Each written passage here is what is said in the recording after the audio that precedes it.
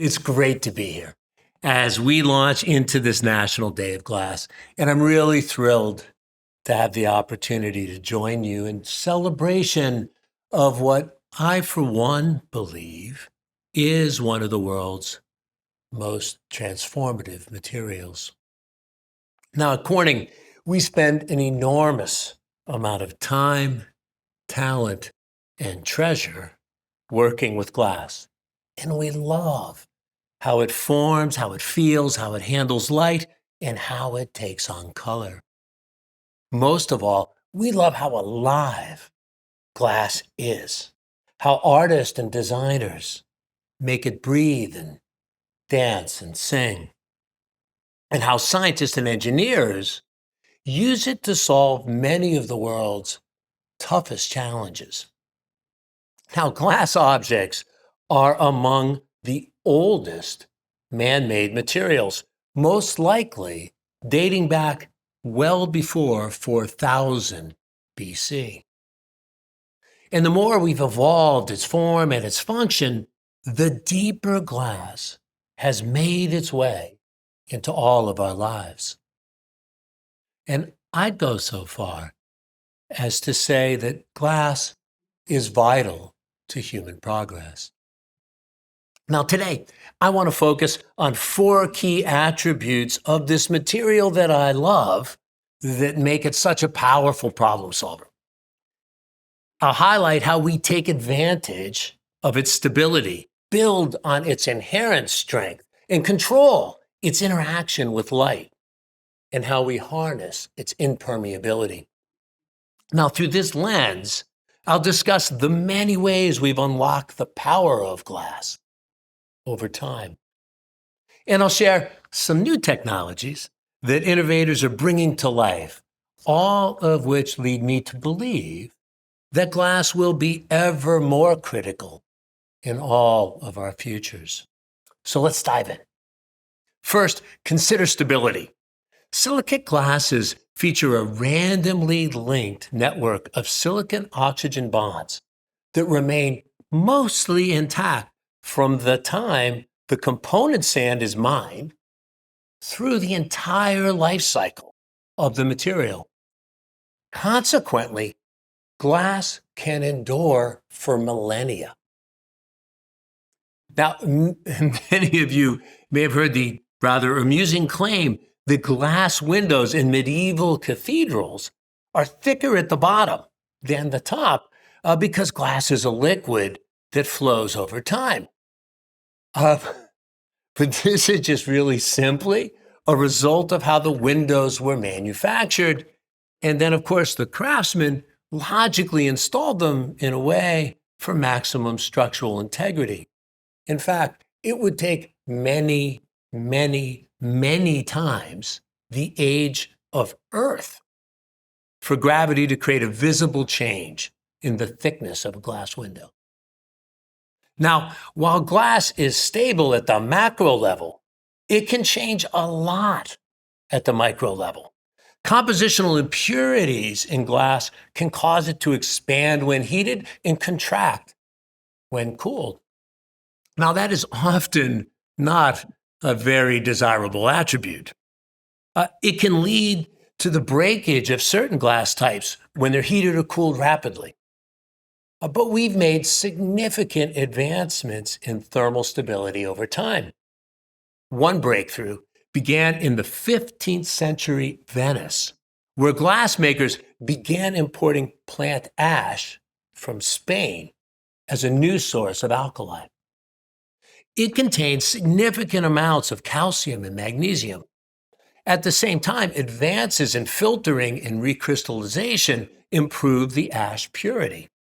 These combined factors resulted in a far more transparent and colorless glass. People quickly discovered that it also offered unprecedented chemical durability, and it held up better under rapid temperature changes.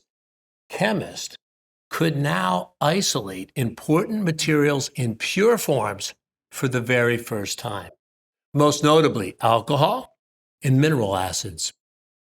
This accelerated the evolution of both chemistry and medicine. Historians also believe that this better glass accelerated improvements in eyeglasses, which helped popularize reading and the sharing of ideas following the invention of the printing press. Now, flash forward to the 1920s, when the astronomer George Hale began planning the world's largest telescope, which he would construct in Palomar, California. To ensure accurate images of the stars, Hale needed a gigantic glass disk with a low coefficient of expansion. Now, Corning supplied our Pyrex glass, which you see here on a train, right? Which was already well known for its thermal stability. But more importantly, our research on the project led to a discovery that ended up revolutionizing the way that we manufacture glass. A young scientist named Frank Hyde decided to skip the melting of sand. Instead, he synthesized the components of glass from liquid chemicals, a process we now call vapor deposition. In so doing, he learned to improve the purity of glass to an unprecedented degree. Hyde sprayed liquid silicon tetrachloride into the flame of a welder's torch. It reacted with the water vapor produced by the burning fuel and oxygen in the air to form fused silica. This material is remarkably transparent due to its purity. In fact, you could think of it as the simplest and purest of all glasses. It is composed merely of silicon and oxygen. But making it requires sophisticated capabilities. And because of its chemical composition and its very strong covalent bonds, it expands and contracts very little with changes in temperature. Now, our understanding of thermal expansion has enabled a host of vital advancements. We created glass for televisions and smartphones that provides excellent dimensional stability, even during high temperature fabrication steps. Mirrors for space telescopes from Hubble and Kepler to the recently launched James Webb, capable of withstanding extreme cold and pressure. Same for spacecraft windows. And ultra low expansion glass, which is essential for modern semiconductor manufacturing techniques, especially extreme ultraviolet lithography. Now let's consider glass strength. Now, at least historically, people often thought of glass as fragile. Here's an image of a 17th century wine bottle encased in a straw basket. Now, the not so good idea behind this was that the straw would provide protection, making the glass bottle less likely to break. In actuality, this approach didn't work too well. The bottles became known as fiascos. Now, some language experts link popular opinion at that time about fiascos with our use of the word fiasco today. Enter the British. England was running out of timber for its navy, and in 1615 restricted the use of wood to only the most essential purposes. As you can see, the king's proclamation was pretty clear. Glassmakers quickly switched to coal-fired furnaces. And over time, what they learned is that coal furnaces burn hotter. This allowed them to melt glasses with higher silica content and to make thicker bottles. Now, both of these attributes increased the strength of their bottles. So no more straw baskets. But perhaps even more importantly, stronger bottles contributed to the birth of one of my favorite new fields. Winemakers had been experimenting with adding a dose of sugar to induce a second fermentation that resulted in bubbles in the wine. The discovery of champagne was underway. But there was a problem. The method created pressure that caused many bottles to explode. England's coal-fired bottles solved that problem, and the modern champagne industry was born. Talk about glass being vital to human progress. So largely through serendipity, the British found a way to create stronger glass. Now, can we make advances in glass strength more scientifically? Well, first, I need to point out that glass is actually inherently incredibly strong. Scientists estimate that its theoretical strength is about 15 gigapascals. Now, to put that in perspective, think of it this way. Imagine a scale that measures the pressure under an elephant's foot. To get this scale to read 1 gigapascal, you would need to stack 10,000 elephants on top of each other. Well, if we're that inherently strong, how does glass break? Well, the breakage occurs when sufficient tensile stress is applied to a flaw, such as a scratch or a chip, on the surface. This test illustrates the impact of a flaw in a dramatic way. Now, at Corning, we've advanced over the years multiple techniques to address this. One key process is called ion exchange. We immerse glass parts in a molten salt solution. Potassium ions migrate into the glass surface, exchanging with smaller sodium ions original to the glass. The replacement of smaller ions with larger ions literally causes the exchange region of the glass to expand. This creates a compressive stress layer that makes surface flaw propagation, and thus breaks, much less likely. Now, how has this technique actually played out in your life?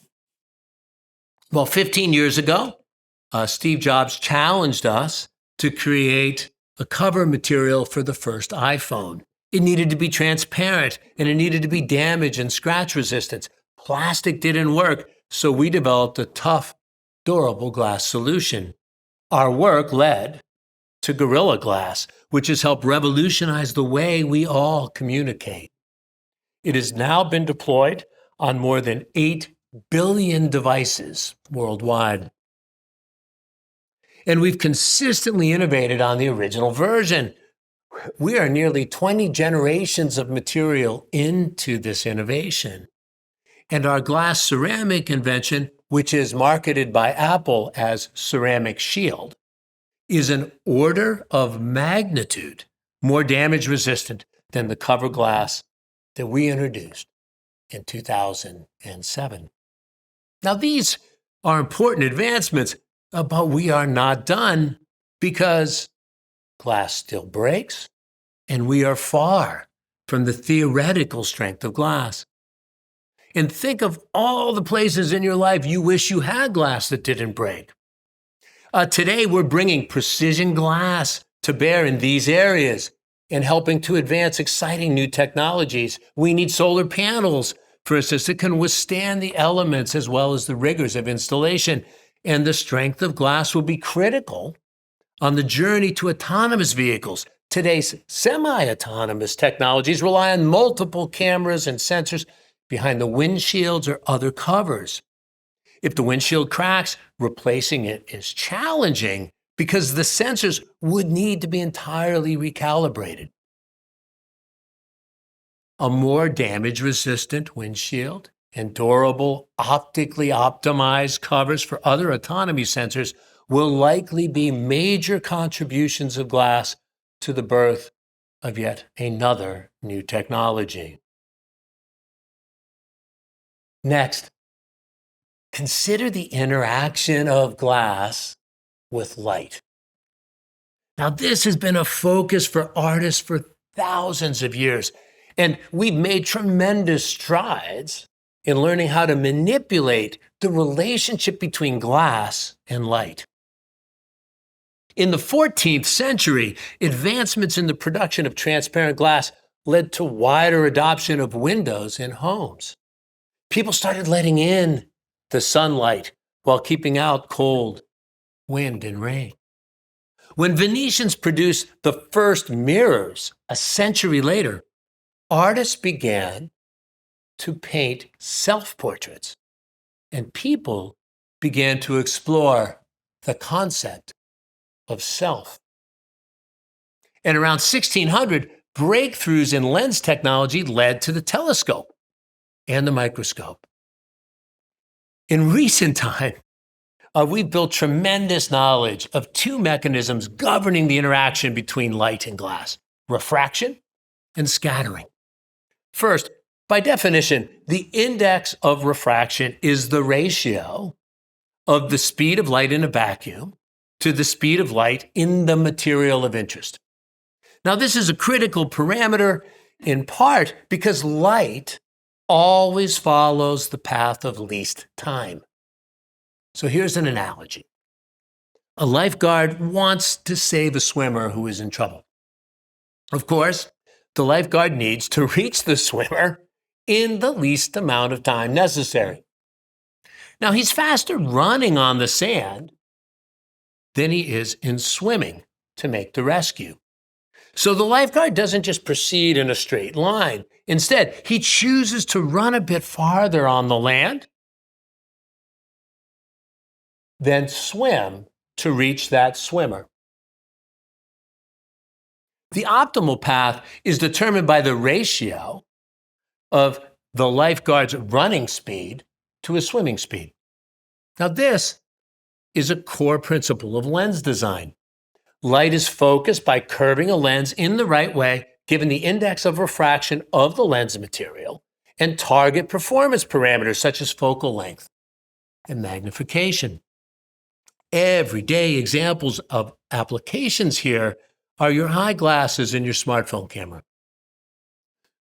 Looking forward, though, very high index glass is enabling next generation augmented reality devices, helping deliver larger, clearer images, which create more engaging and immersive experiences for viewers. Now let's consider the second important mechanism that I noted for controlling the interaction between light and glass: scattering. Now, for centuries, the Lycurgus cup confounded observers with its mysterious ability to appear jade green when lit from the front and ruby red when lit from the inside.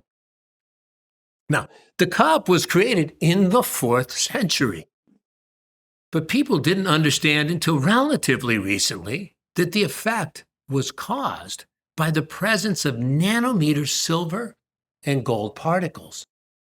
When viewed in reflected light, the nanoscale metallic particles reflect shorter wavelengths and transmit longer wavelengths. And the cup appears green to the viewer. When the light originates inside the cup, fine particles scatter the blue end of the spectrum more effectively than the red end, resulting in red transmission. And this is the color observed. Now, in general, scattering occurs due to local compositional variations and, as I illustrated with the lifeguard, density or dimensional variation. This finding led to a communications revolution. It began in the 1960s. Scientists around the world were grappling with a challenge: how to transmit enormous amounts of data and conversations over distance at low cost. The world needed a superior alternative to radio waves and copper cables. There was a theory that glass fiber could be the solution, if the signal loss was sufficiently low. At the time, the only existing application of such glass fiber involved light intensifiers inside TVs, computers, and medical equipment. But after 20 meters, or around 65 feet, these fibers attenuated their signal almost entirely. So the world needed a glass fiber that could carry light at a loss of fewer than 20 decibels per kilometer. In other words, if 100 units of light went in, at least one would need to come out 1 kilometer later. Now, that challenge was posted to Corning by the, no pun intended, by the British Post Office, which was responsible, believe it or not, for the United Kingdom's telephone system. Our scientists quickly determined that there were multiple factors causing the signal loss. They knew, of course, that impurities in glass absorb the injected light. And they found that compositional density and dimensional variations also cause signal loss through scattering. But the next challenge was that a perfectly transmitting homogeneous glass fiber radiates light if it is bent. So light needs a guide to stay inside the glass. One option is a highly transmissive core surrounded by glass cladding with its index of refraction tuned to make sure the fastest path from A to B is always staying inside the core. In order for the waveguide to work, the index profile of the fiber needs to create total internal reflection and thereby keep all of the injected light inside the core. Now, to tackle these challenges, Corning scientists experimented with our very pure fused silica glass. As it turned out, its purity actually created a challenge for the cladding because no other glass would adhere to the core. So they decided to also use fused silica as the cladding. But remember, the core needs a refractive index higher than the cladding to create internal reflection. So our scientists came up with a way to add elements to the composition of the core glass. Their favorites were titanium and germanium. And they invented a process to combine the core and cladding seamlessly. One fated afternoon in August of 1970, they tested a sample. And the light pulsing through a new fiber measured between 16 and 17 decibels of loss. The physicist conducting the test summed it up best. This is his lab notebook that day. He summed it up with the totally understood, deep scientific term, whoopee. This invention was capable of carrying 65,000 times more information than copper wire. That August afternoon marked the start of a telecommunications revolution. Today, optical fiber is at the heart of a global network that connects us all. One metric of the impact on society is that to date, the world has deployed over 5 billion kilometers of optical fiber. Now that's enough to travel to the sun and back about 17 times. And it is quite a testament to the potential of glass. Now, we've made great improvements over time as we've researched additional methods to eliminate impurities and compositional density and dimensional variations that cause signal loss. The evolution of our vapor deposition technique now provides glass that is 40,000 times clearer than a high-grade diamond. It's so pure that if you filled the entire Indian Ocean, which is 4 kilometers deep on average, with fiber quality glass, you could see the bottom from your boat,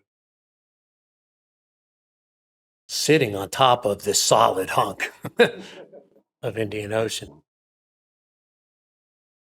And fibers fabricated using precision forming techniques. In fact, it is one of the most precise objects ever produced by humans. An optical fiber is about the diameter of a human hair and has a roughness of about an atom. So if the earth were that smooth, there would be no mountains taller than a double-decker bus. And even though today's optical fiber transmits light more than 100 times better than the original low-loss fiber, there's still so much more to do. Consider quantum communications. The basic idea is to create fully secure communications using single photons that entangle in the laws of quantum mechanics. Now, this can only work if the optical fiber is free of impurities and sufficiently uniform that the odds of losing that photon are extremely low. So far, we've made optical fibers that can support quantum information transport up to 509 kilometers. So obviously, there is a lot more for quantum communications and fiber to do before this can become an ubiquitous communication medium for the world or even a nation. Now, I want to introduce one more key property of glass, its natural impermeability. A molecule of oxygen takes about 2 weeks to pass through a high-tech plastic a millimeter thick. That same oxygen molecule would take about 5 trillion years to pass through 1 millimeter of silicate glass. So as a result, glass has been used for thousands of years as a container because of its effectiveness in protecting contents from contamination by the surrounding environment. But I'd like to focus on what I consider to be very relevant, given the COVID pandemic, new use of glass. We're applying our understanding of impermeability and the other properties I've discussed to advance the pharmaceutical packaging industry. It's easy to take pharmaceutical glass vessels for granted. After all, we're often way more focused on what's inside than the package itself. Now, for about a century, the industry has used borosilicate glass vials. But a few years ago, a host of issues emerged with this material, namely in the areas of delamination, breakage and cracks, particulate, and throughput. Injectable drugs have become very sophisticated, and they often feature precise formulations that must be kept extremely stable. And many need to be stored at very cold temperatures. The drug manufacturing process has also changed a lot, including the use of high-speed filling lines for vials and cartridges, and many of the vials are washed at high temperatures. So what we had asked ourselves is, given all these changes in drug manufacturing, what are the odds that a material that was last invented 100 years ago continues to be as relevant as we need for human health? Now, it turns out that borosilicate glass is, though it's a great material, is prone to breakage and the generation of particulates during vial-to-vial manufacturing contact on that pharmaceutical filling line, and it's susceptible to heat and cold. It's also susceptible to changes in surface chemistry that can lead to the formation of tiny little fragments of corroded glass that are shed from a container into the product. In total, these issues hamper the efficiency for drug makers and could lead to a shortage of vital medicines for patients. So we responded with a new glass composition, the inventor's actually in the audience today, designed to protect patients and address manufacturing bottlenecks.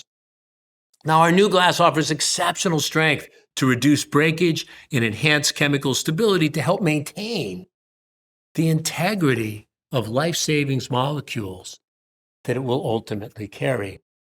Now, our aluminosilicate composition became the first and only fundamentally new glass to be approved by the US FDA as a primary package for a marketed drug in more than 100 years. And when the pandemic hit, this glass showed its strength as we ramped capacity and worked with drug makers to help them develop and deliver vaccines. And I'm proud to share that so far our portfolio of vials and tubing has enabled the delivery of more than 5 billion doses of the COVID-19 vaccine globally. Looking to the future, it's innovations like these that will allow us to picture a world in which glass effectively increases global drug capacity by preventing DLAM and particulates, reducing breakage, holding up under temperature changes, and accelerating throughput. This means more vaccines get to where they need to go faster and more reliably. More people can be treated as costs go down and shelf life goes up. So simply put, I think like glass is amazing. So the question is, what will happen as we continue to unlock its mysteries? To date, scientists have added about 70 other elements to silicate glass to create unique compositions with different capabilities. But we have much more room to explore. I mean, consider the variety of music that can be produced using a grand piano. Infinite art from only 88 keys. The same can be true for glass.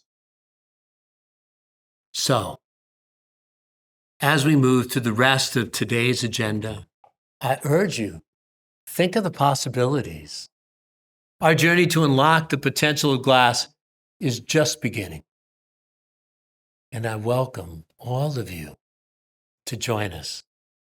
From addressing climate change to progressing healthcare to advancing communications and computing, I believe the glass remains and will be even more so in the future, vital to human progress. And I'm confident its biggest contributions lie ahead. So thank you